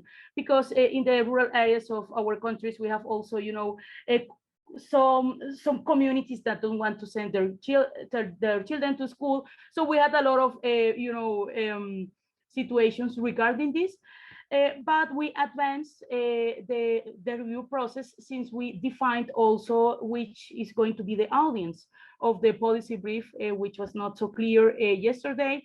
The audience is the World Bank and UNESCO. And also the policy option was also developed today, which was something which couldn't be achieved yesterday. And the policy solution is more oriented to developing infrastructure and training for school in the rural areas to access internet in order to provide online education, because we couldn't separate the technology from the cultural and the training situation. So it was very interesting, the recap today and the review. And I also wanted to ask the team just to, to check also the notes and also some examples and policy brief that I provided in the reviewer form. This could be a great, for further chat about this topic, which was really passionate, but we couldn't also finish today. So thank you very much, and thank you the team, because it was very, very interesting discussion today. Great, good to hear, and thank you for pointing out again some of the things that were brought up in the main presentation, which I'll send out the recording and the slides as well, but all those writing tips as well about the audience and other things you brought up. So great to hear that. You had a good discussion, so thank you very much. So let's move on to Kamakshi and Maria. You both had similar themes around inclusivity. We'll have Kamakshi, go ahead. Thank you, Adriana. I think in this discussion, there was like a detailed discussion which happened from the last session, because there were few aspects which were actually clear, and there were, as the questions we discussed were, you know, it was very helpful for us to analyze the situation, the reasoning, and how the policy can be implemented, on what aspects, what can be our stakeholders, and what all methods, like the study, the contextual study can be performed to better the situation. So we also addressed the main problems like we did yesterday, and the problem and the most like what aspects can be taken care of, who all can be the stakeholders, and how, and what type of background are there. There are people who are with what background or who are facing the situation, and what are the policy options which we discussed. Like there can be a lot of things in safe water drinking accessibility, and I represent India here, so I would say that as India is also part of the global south country, it is a global south country, and it is what makes it more common with Mexico is that it also has huge population rate. So in India, there are also places which are still having access to unsafe water, and there are very traditional methods which are people use to clean water, and we also discuss about the percentage of the percentage of the areas where there is safe drinking water in Mexico, and there is unsafe still the areas which needs to be addressed, and what all companies, what all NGOs we can talk to, and what all other organizations, what are they doing, and how it can help us to understand the basic idea, and what law aspects we can add which can help the policymaker. Because I think the main aspect behind is that we should add the valid points which can help to what the policymaker would like to implement it, because if he or she is looking for an answer, and if this policy brief has that answer, so we should add the subsequent amount of knowledge, so that the law, the insights which can be helpful to implement this. And also after this, that we also talked about the reasoning and how this can be implemented. And yeah, I think I've also added it in the reviewer section, so I've also mentioned few links so that it can be helpful for them to write. So yeah, thank you so much. Thank you for bringing up those really important points. I think, and as we mentioned yesterday, it's been a very good a high level of diversity in this workshop, and it's really nice to hear all the different perspectives that you all bring as well from your background. So thank you very much. Okay, Maria. Thank you, Adriana, and also thank you to room number 5 for the amazing discussion that we were sharing, to Paulina, our moderator, Jane, Vid, Tara, and Kalomari. It was a pleasure meeting and talking with you. So in the group, we had a very interesting reflection on the importance of defining what science diplomacy is, and even what is the concept of science that we use. Because in particular, in a topic where we reflect about inclusivity in a field as science diplomacy, we also have to reflect on what is science. Are the social sciences, for example, included in our analysis or in our policy perspectives? But also the concept of science diplomacy, because it can vary from context to context, not necessarily a definition of science diplomacy that we could use in the global north may be applicable to another ecosystem or innovation ecosystem. We also reflect about the importance of defining who are the underrepresented communities of science diplomacy, because not necessarily are the same for every country. So we discussed that maybe for a country that is very strong in where his research community, its research community on science diplomacy, of course, may be at the science diplomacy table, but they may be other areas that will be underrepresented because they are not that strong as other ones, or even the policy actors, where we share about examples where there are countries that do not have ministries of science and diplomacy. Sorry, ministries of science and technology. So that's a very important thing to also acknowledge. We had the vision from India and the US in analyzing what are these underrepresented communities for them. We also receive a question about the importance of where to find resources for funding science diplomacy. Is there like a comprehensive mapping of who is funding science diplomacy or who is advancing science diplomacy? And I think that's a very important pending methodological aspect for the science diplomacy community around the globe, right? And also they ask about the next steps. I don't know if Paulina may address that question about the next steps after this workshop. And in general, super happy to share with you today and with the room discussing about inclusivity in science diplomacy. Thank you, Adriana. Thank you, Maria. Great points. I was just going to mention that we touched on some of these things in our webinar. So, and I can send out the link again where we had high-level experts in diplomacy discussing really the concepts that you all should think about, which you discussed here today, but also that's maybe a good way to hear from them and on the points that Maria made, to see what you might want to write on. Yeah, so I think I'll touch on the next steps in a second, but just to give other folks an opportunity to speak, to have a little time. Do any of the participants want to chime in or anything? Do you have questions? Do you have other things you want to say? I'll just give you a few minutes if anyone wants to speak.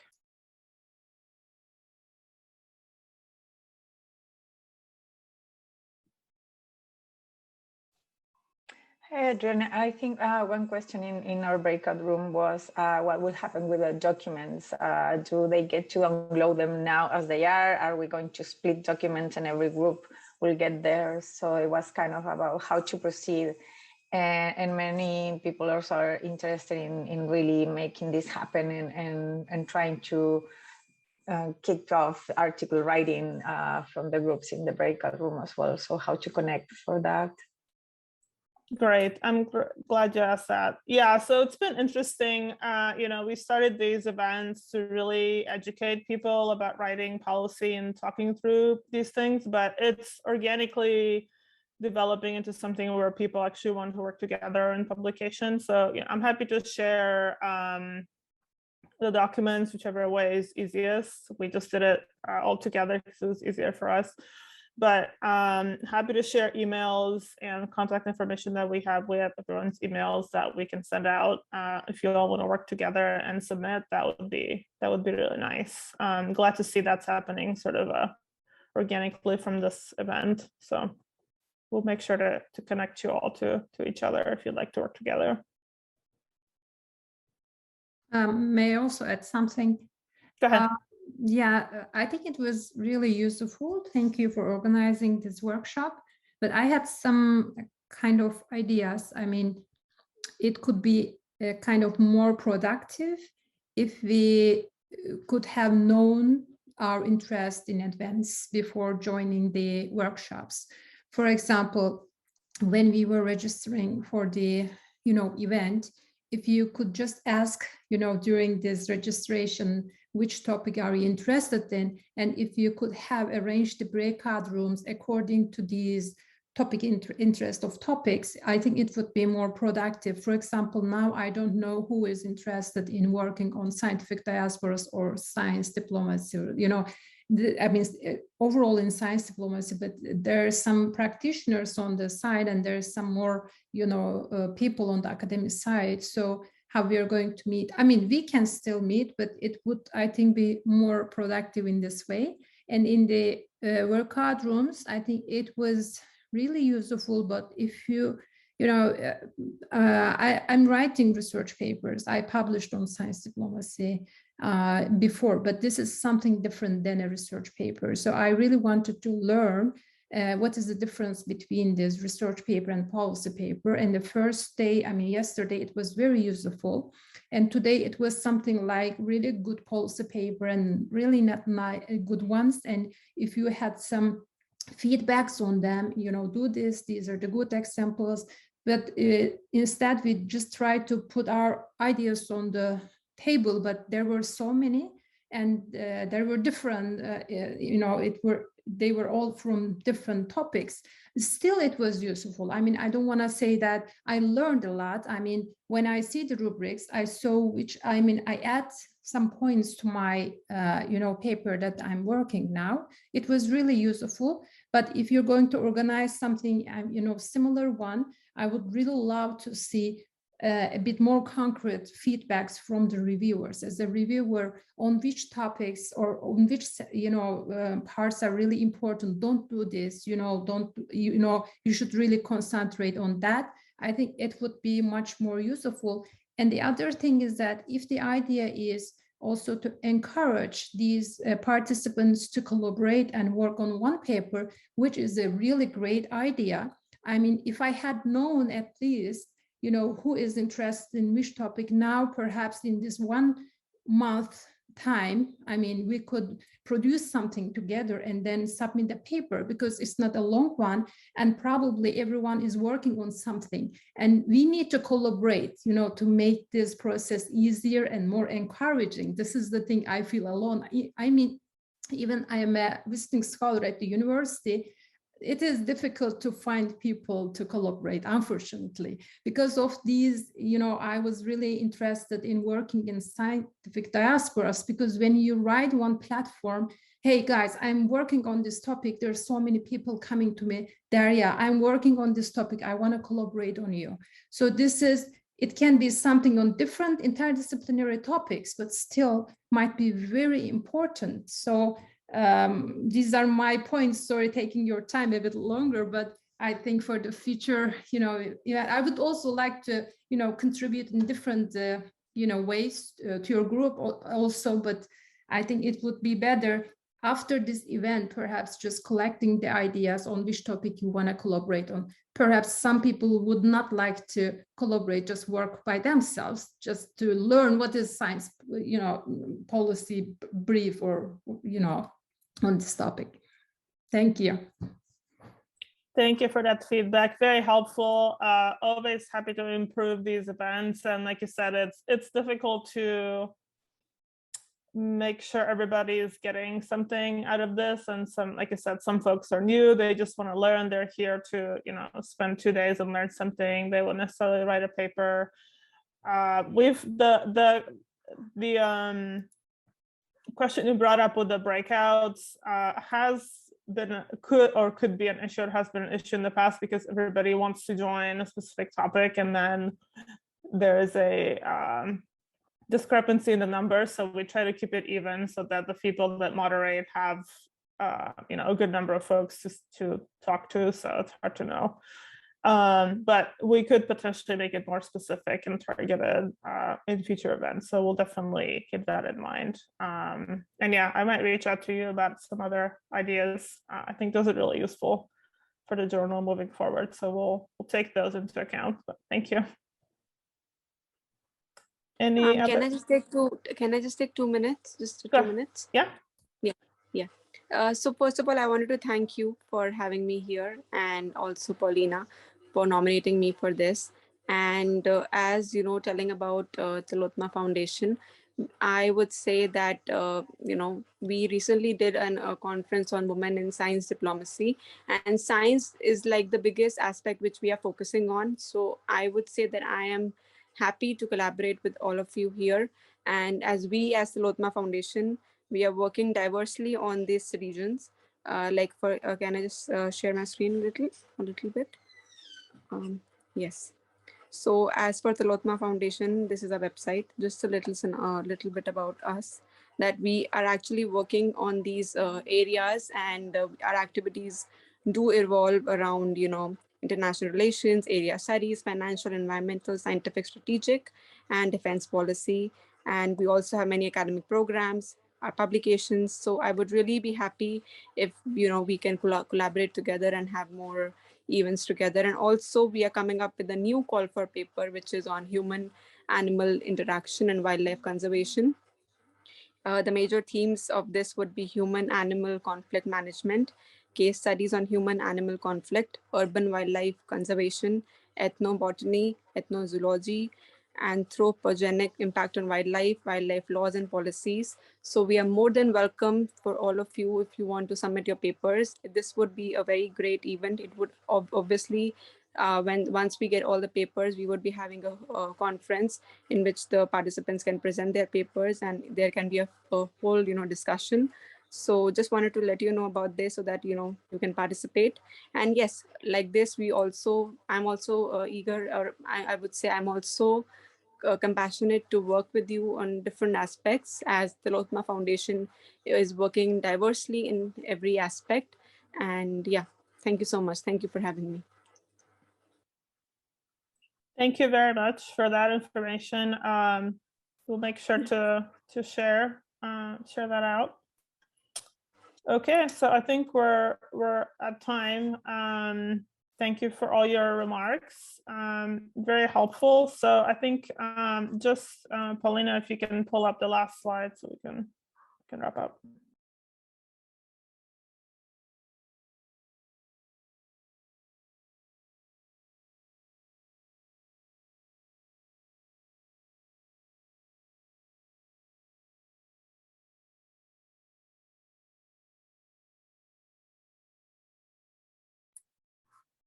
All right, that'll work. So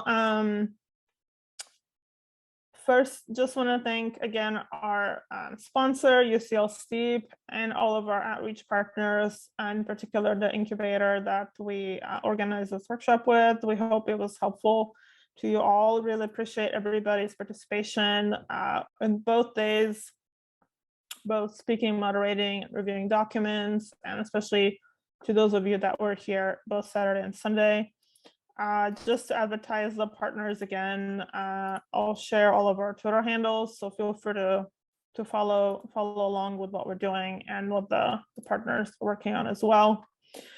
And as we mentioned, happy to share contact information for folks so you all can work together, and we look forward to your submissions to the issue as well.